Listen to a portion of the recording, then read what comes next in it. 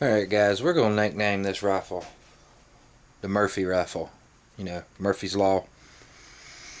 We got the new hardened arms upper on, and now the gun will actually cycle. Previously it would not feed a single round, and when it did, it would not close. We got the upper part squared away, contacted hardened arms. They sent me a brand new upper. With that out of the way, we're running into another issue I will show you right quick.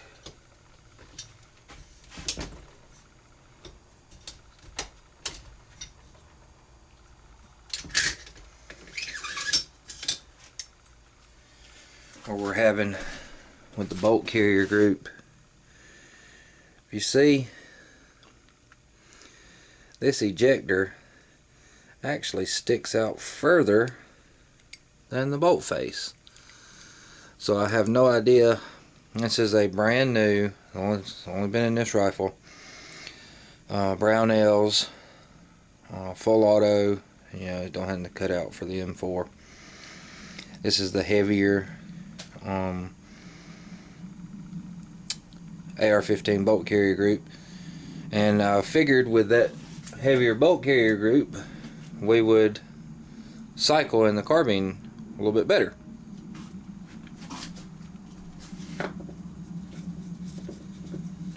However, that seems not to be the case. So basically what we're going to do is we're going to strip this thing down, and if you see, I've already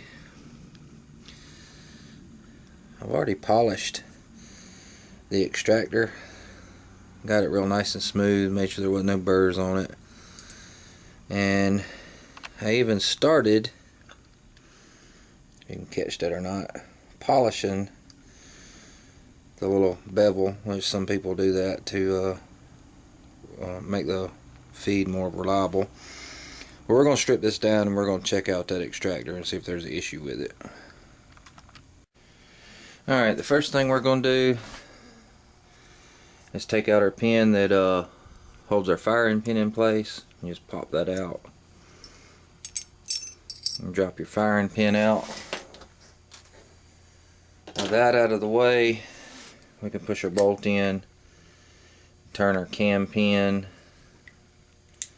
out of the way, and slide it out. Then we'll just take our bolt straight out the front. Now,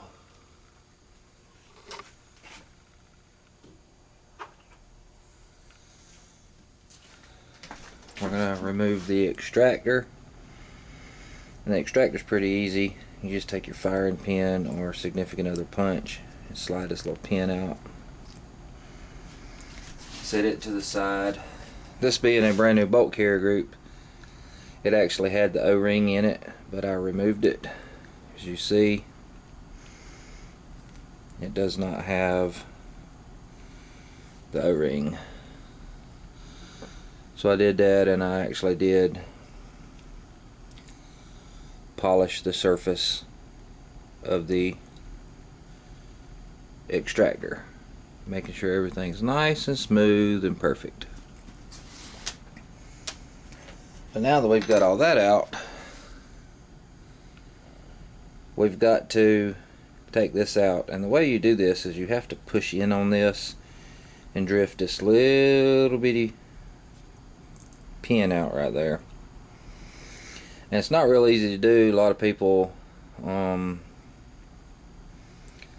take these things and buy a little vise thing that pops up in here to hold this back.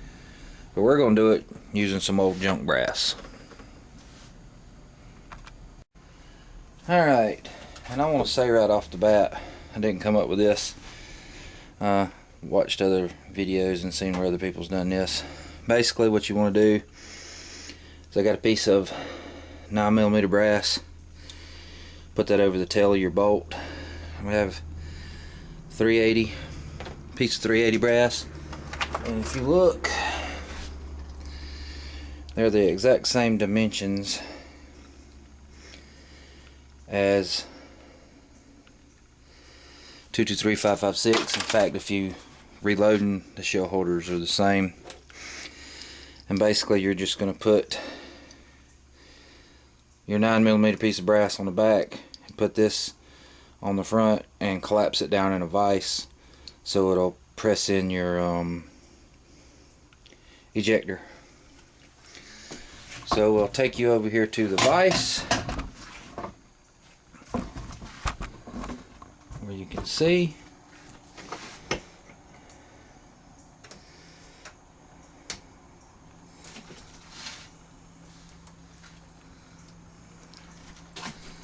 If I can zoom in on that, you can see.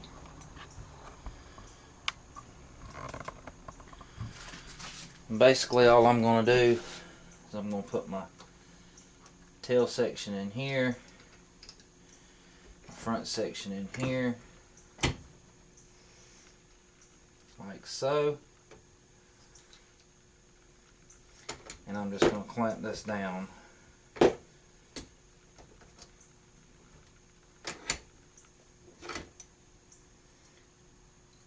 To where it's in place. Now I'm going to take this 1/16 inch punch, you can see that, and my hammer. My gunsmithing hammer seems to be among the missing.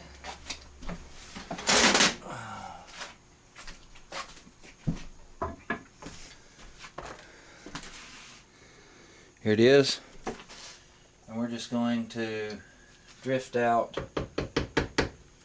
and your bolt will turn with you, so just kind of chase it around.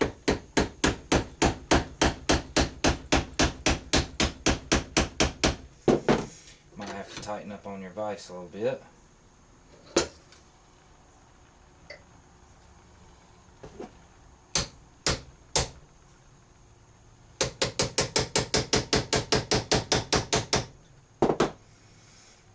If it don't want to come one way, you try it the other.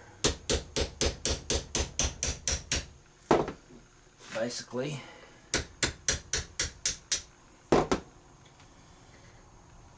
you just drift that little roll pin out and leave your punch in there. That punch will hold everything in place. You can actually let off your vise.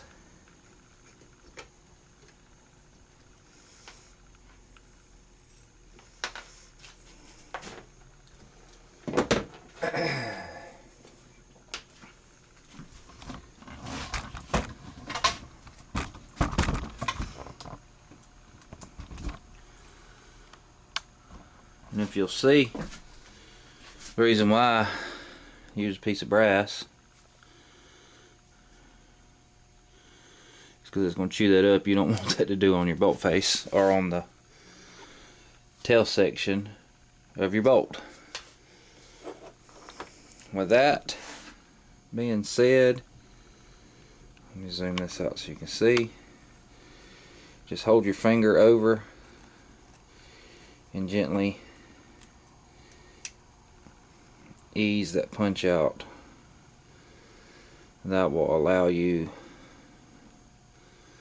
to remove your ejector and your spring, and that'll give us access. We're going to go in here and make sure there's no crud in here from the factory, and then I'm going to put a little bit better bevel on this extractor. I'd already took the Dremel and already sorted the angle that I needed to be, but I don't see any trash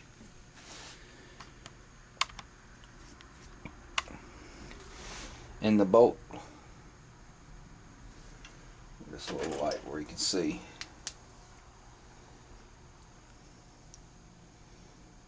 I don't see any trash in that area, but we'll clean it up nonetheless. And while I've got it off, I'll take that and bevel that edge like so, just so it'll feed a little bit better. That's another thing people get upset, they say, about shooting the steel case Tula stuff. Alright, that's one thing I was going to say, is this piece right here, if you ever did have to change it, and I mean you'd have to shoot thousands upon thousands upon thousands to wear this out, or your extractor, they're only like 10 bucks, guys. I think this is a $3 or $4 piece, dollar spring, and maybe a $10 extractor. So it's really no big issue. And even the steel cased ammo is a lot softer than the steel that these components are made out of. So don't ever be worried about shooting steel case stuff in your gun. I'm not. I shoot it all the time. But like I said, we're gonna make sure we've got this extractor dressed up really nice, and then we're gonna dress up the surface of this. As you can see, where I already had set my angle, and I'll just take the Dremel and just polish that down, just a little bit of a bevel, and I'll show you how I do all that. And hopefully that will fix our Gem-O-Matic AR-15. We'll see.